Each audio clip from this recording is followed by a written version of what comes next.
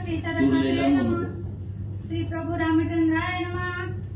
दशरथी युद्धा प्रवर्तला हे देखून लवणा क्रोधेव संभळला दंतदाडा रगडू लागला हात चुरी कटकटा करुणी। ग्रंथकर्ते गावबकाका या ठिकाणी सांगतात कथेचं अनुसंधान शत्रुघ्न युद्ध लवणासुराबरोबर करू लागलेला आहे।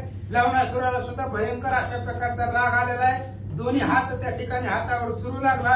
काय करतो ऐका। लवणासुर म्हणे शत्रुघ्नासी आता माझपासून कोठे जासी कोणे मायेचे पोटी विकसी केहुत पडसी मंदबुद्धी। लवणासुराने सांगितलं शत्रुघ्न आता माझ्यापासून कुठं जाणार आहे आणि माझ्यापासून आजपर्यंत कुणीच वाचलं नाही त्यामुळे कुठं पळून जाणार आहे सांग। विचारीचे ऐकोनी वचन मग तो दशरथी वीर दारुण काय करिता झाला पण शत्रुघ्न लक्षणी ते काळी। लवणासुराचं बोलणं ऐकल्यानंतर शत्रुघ्नाला सुद्धा भयंकर राग आलेला आहे आणि तो असणारा शत्रुघ्न त्या लवणासुराला कसं प्रत्युत्तर देतो काय करतो ऐका। माझ्या भुजांचा पराक्रम गाण आणि वज्रसारिका बाण घाये तुझा घेईन प्राण तव राक्षस ताळ घेतला।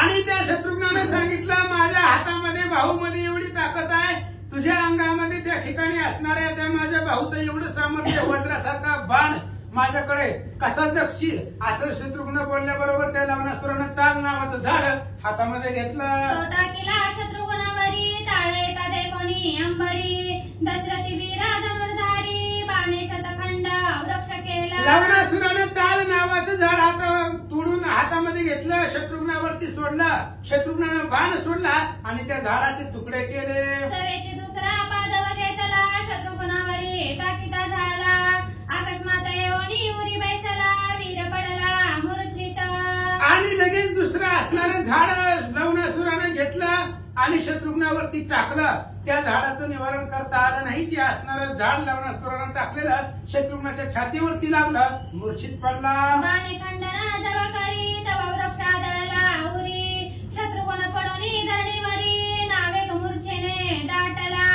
आणि बाणानं झाडाचं खंडन करावं तेवढ्या वेळामध्ये दुसरं झाड येऊन हृदयावरती लागलं। झाडाचा आघात लागल्यानंतर शत्रुघ्न काही वेळ क्षणभर जमिनीवरती मूर्छित पडला। शत्रुघ्न पडताची मूर्छित देव झाले हा भूत ऋषीश्वराच्या कापत म्हणती कोण पुरुषार्थी राक्षसाचा। ज्यावेळी शत्रुघ्न मूर्छित पडले जमिनीवरती त्यावेळी सगळे असणारे देवलोकांना सुद्धा हाहाकार निर्माण झाला। काय बलाढ्य असणारा तो लवणासुर आहे प्रभू रामचंद्राच्या भावाला सुद्धा मूर्छित पडलं असं देवलोक बोलतात। शत्रुघ्नासारिका वीर रणी मूर्छित पाडिला रणमेदिनी राक्षस विजयी होवनी कर्जनी उभा ठाकला। शत्रुघ्नासारखा योद्धा एकाच क्षणामध्ये त्या लवणासुरानं मूर्छित पाडलेला आहे।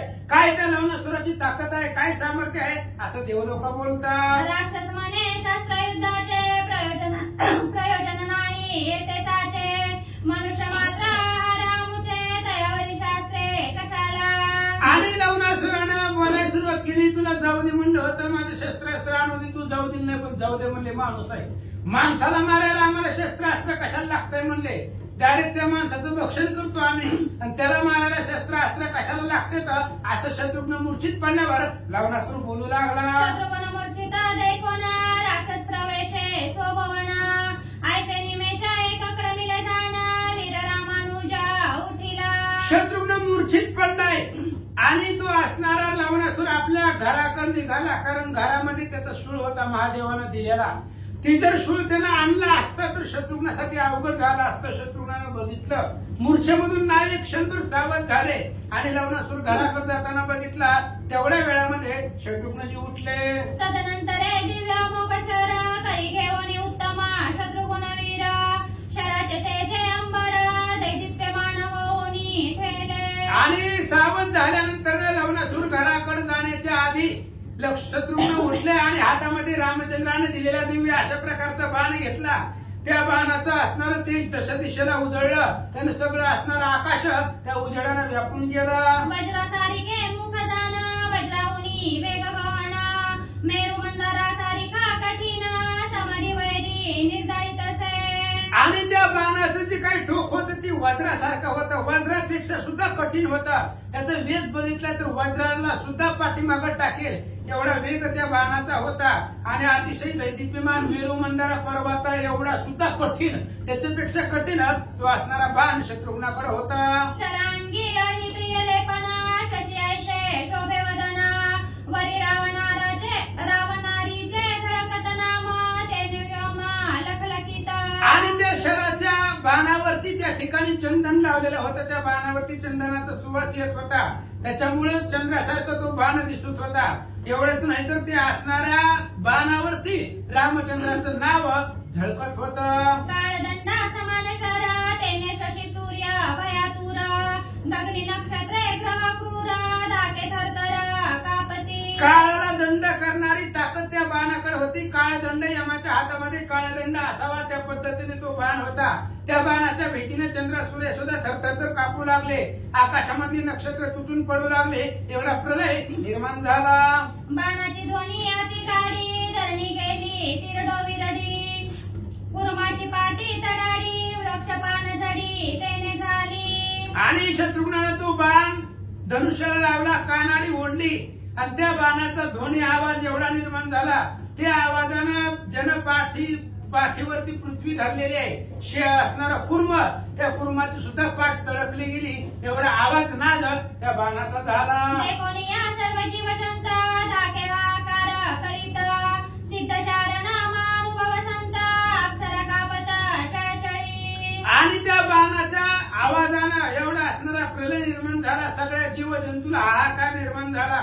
सिद्ध चारण महानुभाव संत अष्टदिग्गज सगळ्याची कांठाळीमध्ये बसले, अप्सरा सुद्धा स्वर्गातल्या थरथर कापू लागल्या. ऐसे सगळेही देव मिळून ते नित्ती प्रार्थीला चतुरानना बोलते झाले भयदारुण युगांता सारिखे ओढावले. आणि सगळ्या देवांना भीती वाटू लागली, प्रलय निर्माण झाला. सगळे देव ब्रह्मदेवाकडे गेले, ब्रह्मदेवाला सांगितलं काय चाललंय पृथ्वी तलावरती, युगाचा अंत व्हायच्या वेळेला प्रलय निर्माण होतो, तशा प्रकारची अवस्था आज पृथ्वी तलावर व्हायला लागले.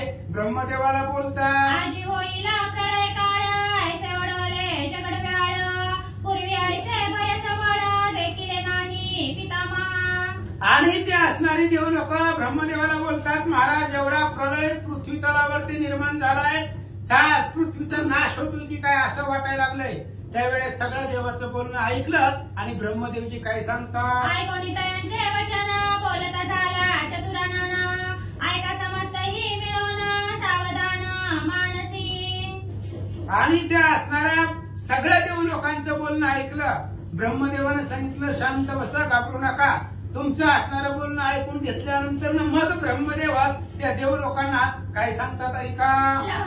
लवणासुर वधा कारणे ठाण मांडणी शत्रुवने गुणी शरा चढविला तेने सकळांची मने भ्रांत झाली. ब्रह्मदेवानं सांगितलं देव लोकांना घाबरू नका, लवणासुराचा वध करण्यासाठी त्याला मारण्यासाठी शत्रुघ्नाने हातामध्ये बाण घेतलेला आहे. जो बाण मीच तयार केलेला होता तो बाण रामचंद्राकडे रामाने त्या शत्रुघ्नाला दिलेला आहे आणि तोच बाण धनुष्याला लावून ठाण मांडून त्याला मारण्यासाठी बसलाय. त्याच्यामुळेच ही सगळी अवस्था निर्माण झाली. ब्रह्मदेव सांगतात लवणासुरवधी तुमची सुख देईल दशरथी वीर देख या लागी मिळवणी सकळी का सावध वृत्ती राहावे. ब्रह्मदेवाने सांगितलं लवणासूर मेल्यानंतर ना तुम्हाला सुख देणारा शत्रुघ्न आहे, कारण ती जोपर्यंत जिवंत आहे तोपर्यंत तुम्हाला सुख नाही, म्हणून तो लवणासुराला मारेल, तुम्हाला सगळ्याला सुख देईल, तोपर्यंत धीर धरा. सकळ देवासहित ब्रह्मदेवाला तेत जय ते दशरथी वीर चढवणी सीत ठाण माहेश्वरी मांडिले.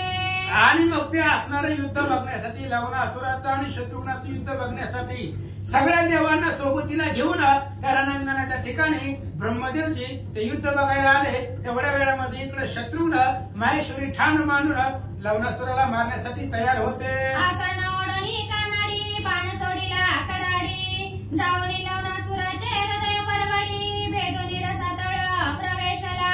आणि शत्रुघ्नानं त्या बाण धनुष्याला लावला, त्याची कानाडी कानापर्यंत ओढली, बाण सोडला. वाऱ्याच्या वेगाला पाठीमागे टकून बाण गेला, लवणासुराच्या हृदयाला लागला. त्या हृदयामधून पुन्हा पाताळामध्ये तो बाण गेला आणि पाताळामधून पुन्हा सवेचे ओनिया बाण शत्रुघ्न भाता प्रवेशाला जाण एडी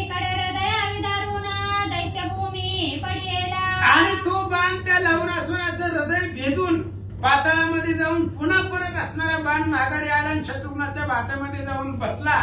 बाण हृदयामध्ये लागल्यानंतर इकडे असणारा लवणासुराचं हृदय तुकडे तुकडे झाले आणि तो राक्षस जमिनीवरती पडला.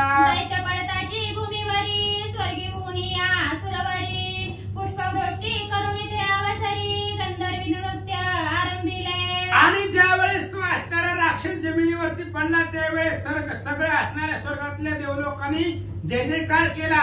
शत्रुघ्नावरती फुलांचा वर्षाव केला. अप्सरा नृत्य करू लागल्या. गंधर्व नृत्य गायन करू लागले. पुंडलिक वरधारी विठ्ठल श्री ज्ञानदेव पंढरीनाथ भगवान की जय. अक्षरनाथ ते उल्हासे थोर ऋषीचे पिटले भयशारे त्रैलोक्यानंद गजरे जय जयकार पै केला. लवणासुराचा वध झाल्यानंतर तो राक्षस मेल्यानंतर सगळ्या असणाऱ्या अप्सरा स्वर्गाच्या ठिकाणी नृत्य करू लागले. पृथ्वी तलावाच्या ऋषीश्वरांना भीती होती.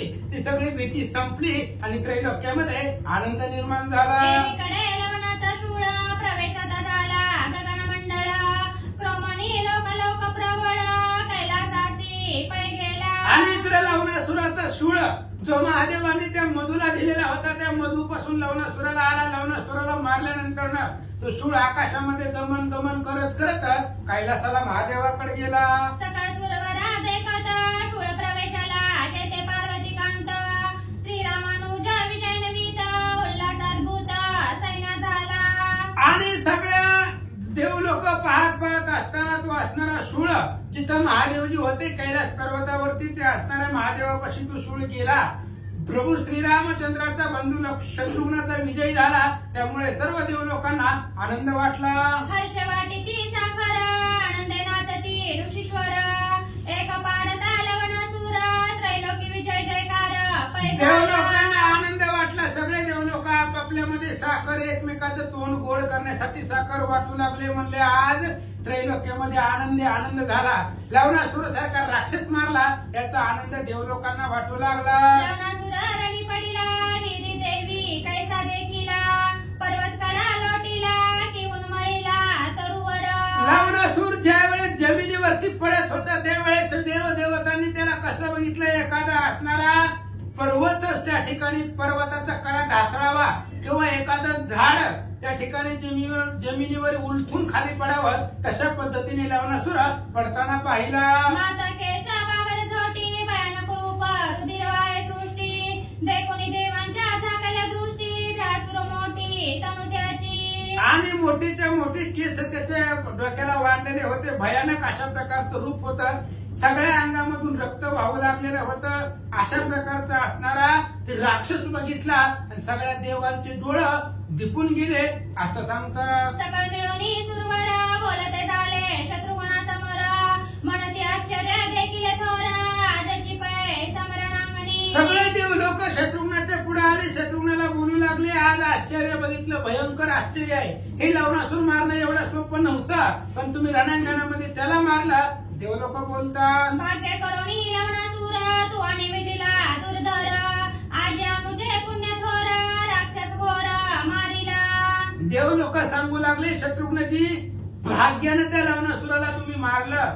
अतिशय दुर्धर तो लवणासुर होता. आमचं भाग्य समर्थ म्हणून तुम्हाला तो लवणासुर मारला गेला. तुम्ही तुमच्या बळावरती मारलं असं देवलोक बोलतात. इंद्रासहित सुरगण मी सकाळही सुप्रसन्न तुझं देतो वरदान महाबाहो राघवानुजा.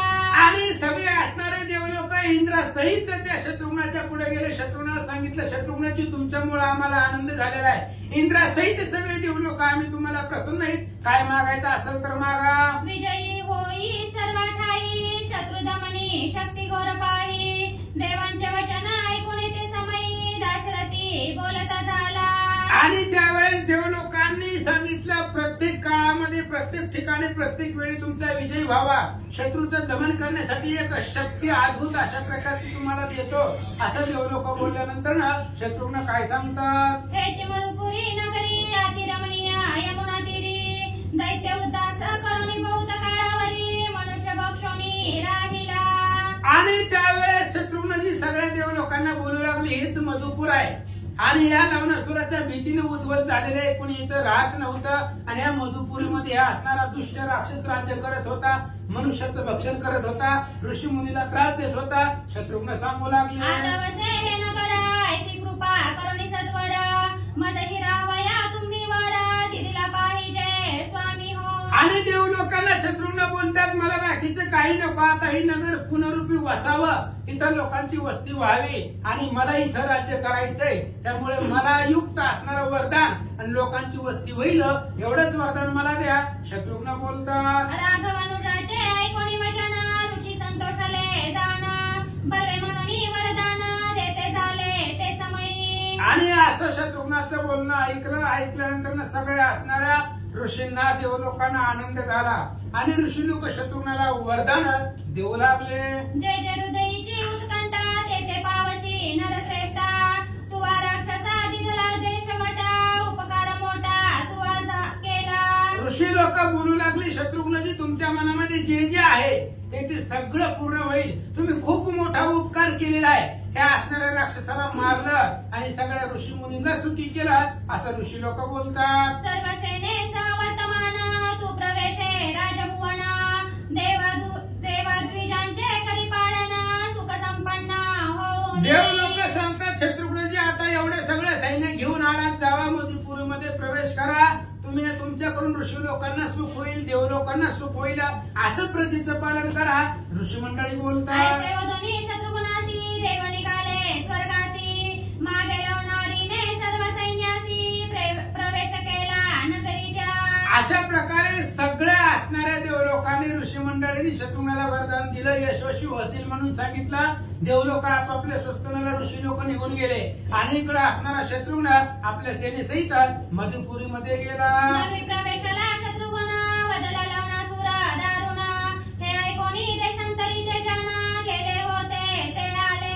आणि शत्रुघ्नानं लवणासुराला मारलं ही बातमी ऐकल्यानंतर ना सगळे असणारे त्या गावात जे त्या लवणासुराच्या त्रासाला घाबरून जे निघून गेलेले होते ते सगळे पुन्हा त्या गावात आले आणि लोकांची वस्ती मधुपुरीमध्ये झाली. लोकांची देवनिया भय मगतो दशरथ तनय ग्रह मंदिरे उगवणी सुवर्णमय ब्राह्मणांची देता झाला. आणि त्या गावामध्ये नवीन बाहेरून येणाऱ्या लोकांना शत्रुघ्नानं अभय दिलं, म्हणले आता घाबरू नका, राज्य मी करणार आहे. जी काय ब्राह्मण ऋषी मंडळी होती त्यांना असणारी सोन्याची घरं शत्रुघ्नानं बनवून दिली.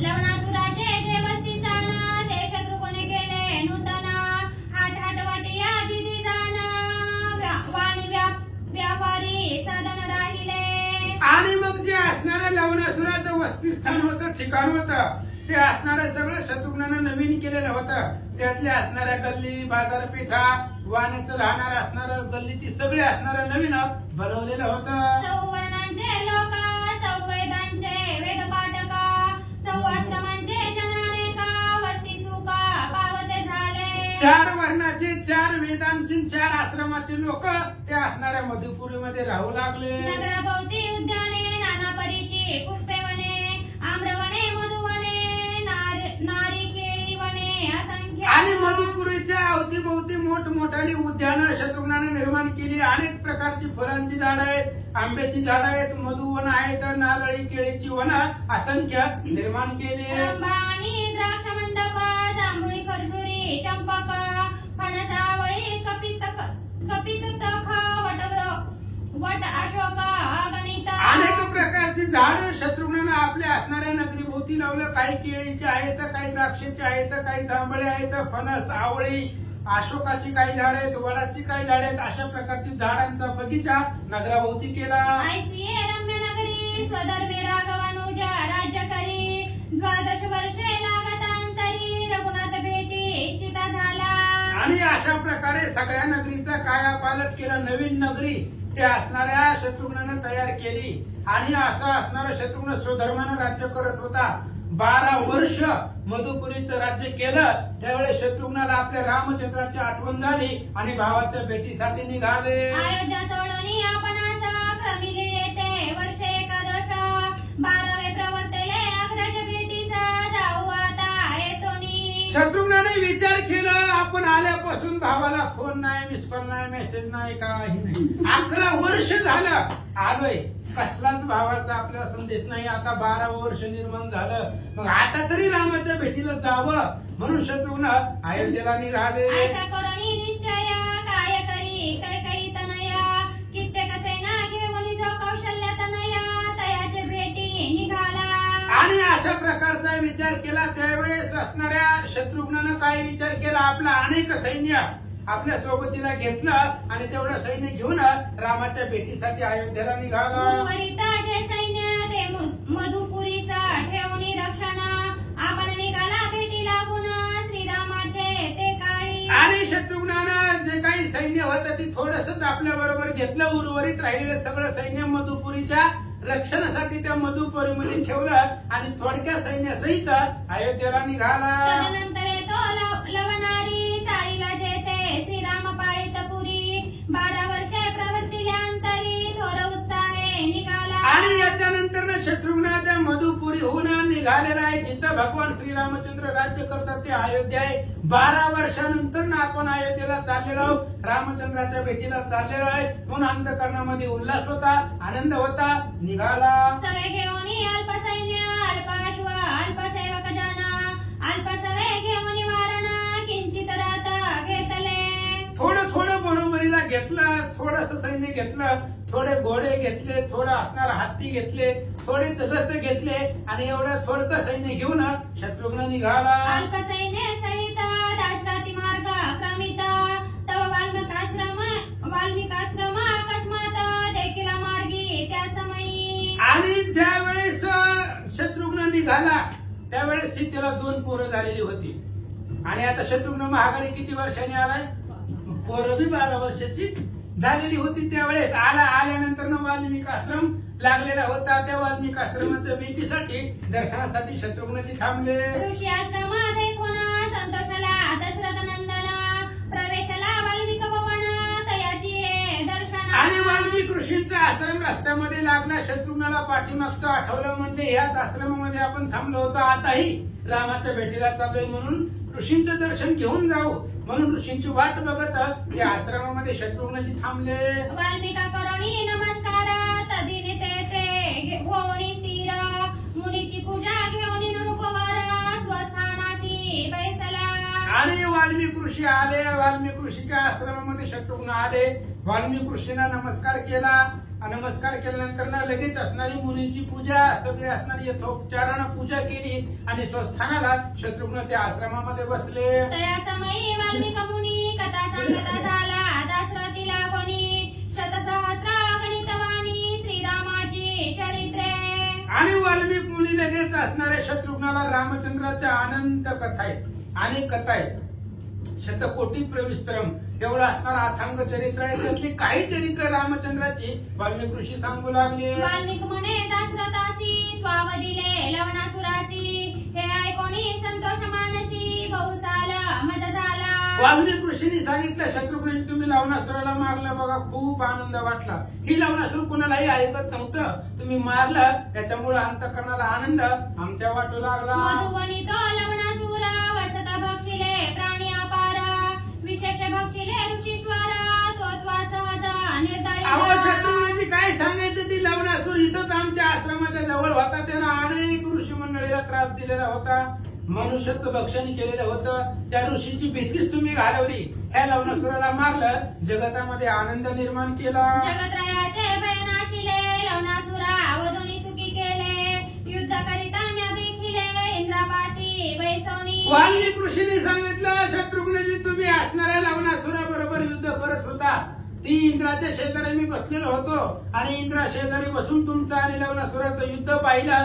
अद्भुत युद्ध करून तुम्ही लवणासुराला मारलेला आहे. वाल्मिक ऋषी बोलतात, संतोषला तुझी गुणा म्हणून मूर्खिनी अग्रोनी जाना, इतुके बोलणी फळे नाना, विचित्री आणली ते काळी. आणि अशा प्रकारे वाल्मिक ऋषी बोलतात, तुमच्या गुणावरती, तुमच्या कर्तृत्वावरती, तुमच्या बाहुबळावरती मी प्रसन्न झालो म्हणून त्यांच्या असणाऱ्या कपाळाचं चुंबन घेतलं शत्रुघ्नाच्या. अवघ्राण केलं, अनेक प्रकारचे असणारे फळं आणली आणि त्या फळं सगळी त्या शत्रुघ्नाची पूजा वाल्मिक महाराज करतात. नानापरीची शत्रुघ्नासी फळे अर्पणी ऋषी मग आरंभिले गायनासी ते समयी गायकी. अनेक प्रकारची फळं आणली, शत्रुघ्नाला अर्पण केली, असणारे गायनाचार्य बोलवले आणि गायन सुरू केलं. विना मृदुंग टाळ मोहरी वाद्य वाजताती नानापरी श्रीरामचरित्रे ते अवसरी गाते झाले गंधर्व. टाळ आहे, विणा आहे, मृदंग आहे, अनेक प्रकारचे वाद्य आहेत आणि ते वाद्य वाजवीत जे काही गायन करत होते ते गायनामध्ये रामचंद्राच्या चरित्राचं उच्चारण करून रामाचं चरित्र त्या गायनामधून सांगू लागले. अयोध्येहूनी केले प्रयाण श्रीरामे वनवास सेविला जाण तेथुनी वधून रावण जानकी घेऊनी अयोध्या आला. आणि त्या गायकांनी सांगितलं भगवान श्रीरामचंद्र अयोध्येवरून वनवासाला गेले की रावणाला मारलं की सीतेला सोडवलं, पुन्हा अयोध्येला आले, संपलं. ऐसे श्रीरामाचे चरित्र ऐकून शत्रुघ्न मूर्छागत क्षणिक होऊनी सावचित्त पुनरपि ऐकता पैठेला. अशा प्रकारे रामचंद्राचं संपूर्ण चरित्र एकाच वेळेमध्ये सांगितलं. गेले वनवासाला, रावणाला मारलं, सीतेला घेऊन आले. शत्रुघ्नानं ऐकलं त्या गायनामधून रामाचं चरित्र. ऐकल्यानंतर शत्रुघ्नाला मूर्छा आली, प्रेम अवस्था अनावर झाली, लगेच सावध झाला आणि पुन्हा ते चरित्र ऐकू लागला. श्रीरामाचे चरित्र पावन कोटी ब्रह्महत्या करी दहन ऐसे ऐकते क्षणी प्रेम शत्रुघ्नासी दाटले. आणि रामचंद्राचं चरित्र आहे अतिशय पावन आहे. कोटी ब्रह्महत्या जरी घडल्या असतील तरी एकदा रामचंद्राच्या चरित्रानं रामायणानं ते संपत आणि एवढं असणारं रामचंद्राविषयीचं प्रेम शत्रुघ्नाला होतं. त्यामुळे अफाट प्रेम निर्माण झालं आणि प्रेमाचे भरते शत्रुघ्नाला गाठले. सगळे सैनिक वीर होते तयासी प्रेम दाटले ते प्रेमे अवघे झाले नसते श्रीरामचरित्र ऐकोनी. आणि अनेक त्या ठिकाणी जे काही शत्रुघ्नाबरोबर सैन्य होतं ते सगळ्या सैन्याला प्रेम निर्माण झालं आणि रामचंद्राचं चरित्र ऐकून सगळं प्रेमानं आनंदाने डोलू लागले. रावणाचे चरित्र ऐकोनी प्रेमे वीर झाले मग्न इतुके वर्तिल्यावरी कथानुसंधान सावधान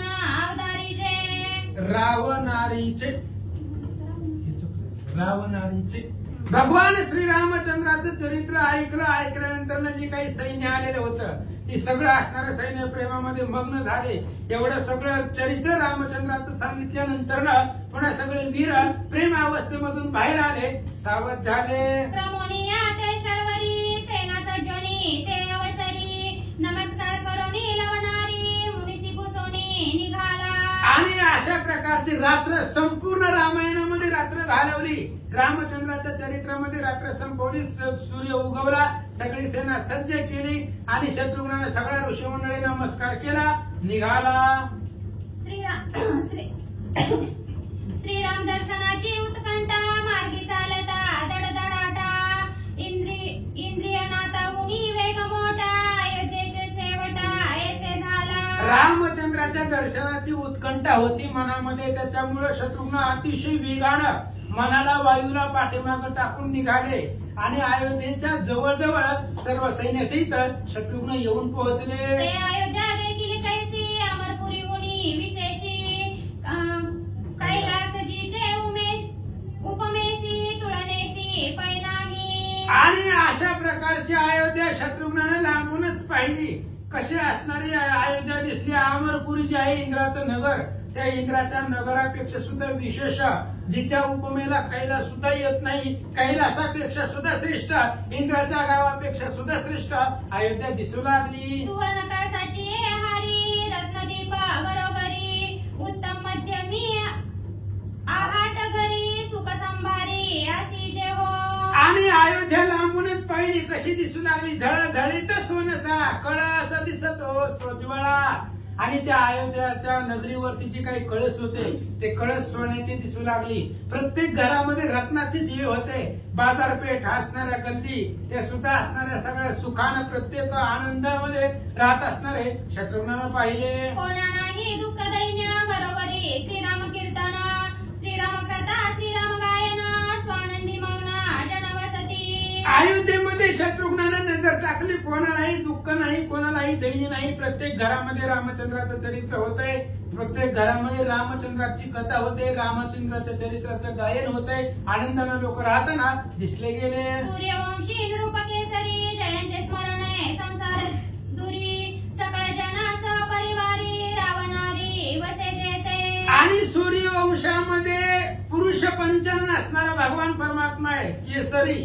पुरुषामध्ये सिंह असावा तशा पद्धतीने असणारे रामचंद्र, त्या असणाऱ्या रामचंद्राच्या नगरामध्ये त्याचं नाव जरी घेतलं तरी सगळं असणार दुरीत संपता अशा प्रकारचा असणारा परिवार सिंहासनावरती बसलेला आहे. रामचंद्र शत्रुघ्नाला पाहिले. ऐसी अयोध्ये भीतरी प्रवेशला तो लवणारी सदना उजू येऊन त्यावसरी श्रीरामासी देखिले. अशा प्रकारे अयोध्येची नगरी होती. त्या नगरीमध्ये शत्रुघ्नाने प्रवेश केला. राजवाड्यामधून आतमध्ये गेला. आतमध्ये गेल्याबरोबर सिंहासनावरती बसलेले रामचंद्र पाहिले. करोनिया शांत मन मन चरणावरी माता ठेवून आग्रीज दिदले आलिंगन समाधान ऐरा. रामचंद्राला बघितल्याबरोबर शत्रुघ्नाने साष्टांग नमस्कार केला. भगवंताच्या पायावरती डोकं ठेवला. रामचंद्राने शत्रुघ्नाला आलिंगन दिलं. ऐका लवणारी म्हणे रावणारीसी तुमच्या आज्ञेने मधुपुरीसी प्रवेश न करिता पुरद्वारी राक्षस पारदेऊनी आला. शत्रुघ्न रामचंद्राला सांगू लागले, ऐका म्हणले भगवंता तुमची आज्ञा घेतली. त्या असणाऱ्या मधुपुरीला गेलो. सकाळ सकाळच गेलो होतो तेव्हा लवणासूर गावामध्ये नव्हता.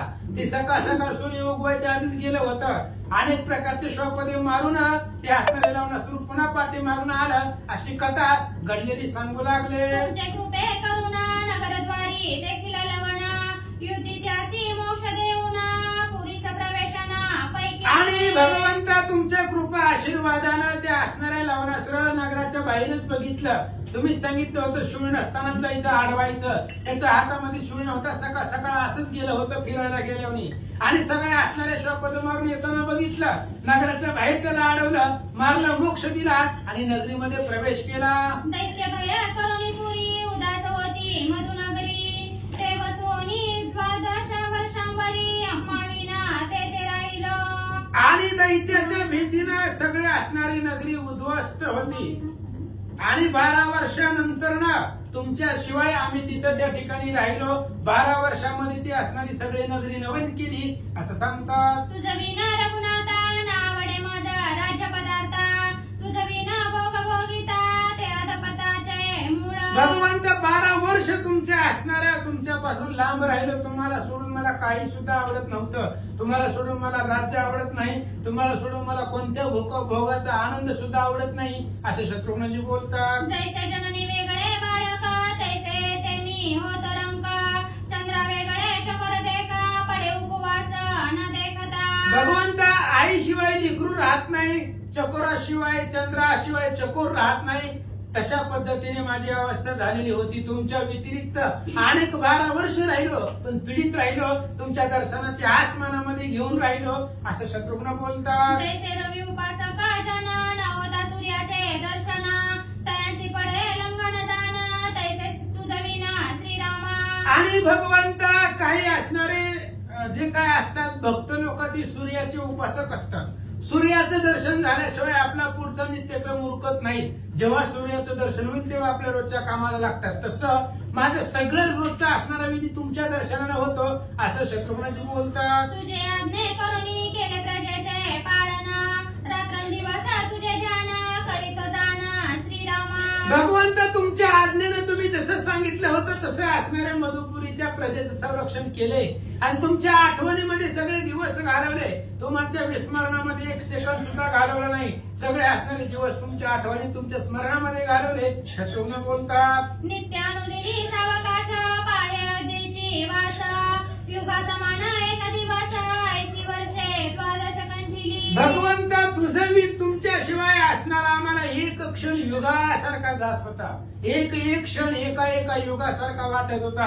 रोज अयोध्येचा रस्ता डोळ्यानं पाहत होतो. अयोध्येची वाट, अयोध्येचं दर्शनाची आस डोळ्याला लागलेली होती. त्यामुळे तुमच्या विरहामध्ये एक घटिका, एक सेकंद मला युगासारखा जड चाललेला होता. शत्रुघ्न सांगतात, माझा तू आत्मा, माझा तू प्राण, माझी माता पिता रघुनंदन, माझे गणगोता जानकी रमण, तेथे संशय जाणासे. माझं सर्वस्व तुम्ही आहात रामचंद्र. माझा प्राण, माझा आत्मा, माझा जीव, माझा असणारा गणगोत, माझे आई वडील, माझे बंधू, सगळे तुम्ही आहे. तुमच्याशिवाय मला काहीच जगामध्ये कोणीच नाही, याच्यामध्ये संशय नाही. शत्रुघ्न बोलतात, ऐसे शत्रुघ्नाचे ऐकोनी वचन, मग काय बोलिला धरणीच्या रमण, माझ्या आज्ञेने दुष्ट दळण, करुणी आशा पावलासी. आणि अशा प्रकारे शत्रुघ्नाचं बोलणं ऐकलं. रामचंद्राने सांगितलं, शत्रुघ्ना तुम्ही त्या ठिकाणी लवणासुराला मारलं, तुम्हाला यश मिळालं. माझ्या आज्ञेनं ते असणाऱ्या दृष्टाला मारून टाकलं. रामचंद्र बोलतात, विप्रजना सुख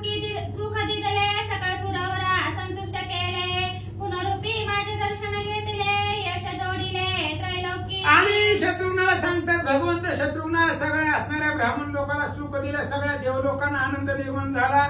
पुन्हा तुम्ही माझ्या दर्शनासाठी आलात, मलाही आनंद निर्माण झाला. रामचंद्र सांगतात, माझे दर्शन झाले उपरी, अयोध्ये राही सप्तरात्री, पुनरुपी तू मधुनगरी, जाऊन राज्य करावे. आणि रामचंद्राने सांगितलं, शत्रुघ्ना तुम्ही राजे आहात आता मधुपुरीचे, त्यामुळे इथं जास्त दिवस राहू नका. लयतला 1 आठवडा राहावा.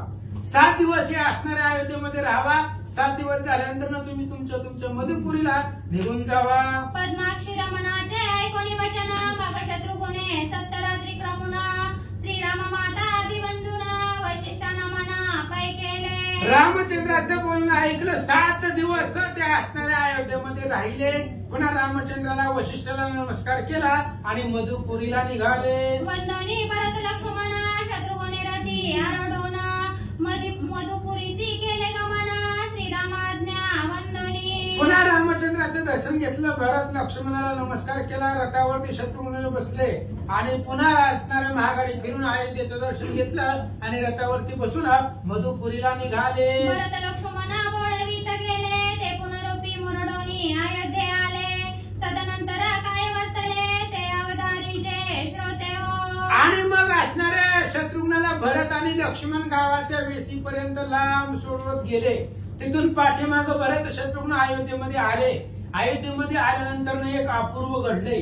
काय घडलंय लक्षपूर्वक ऐका.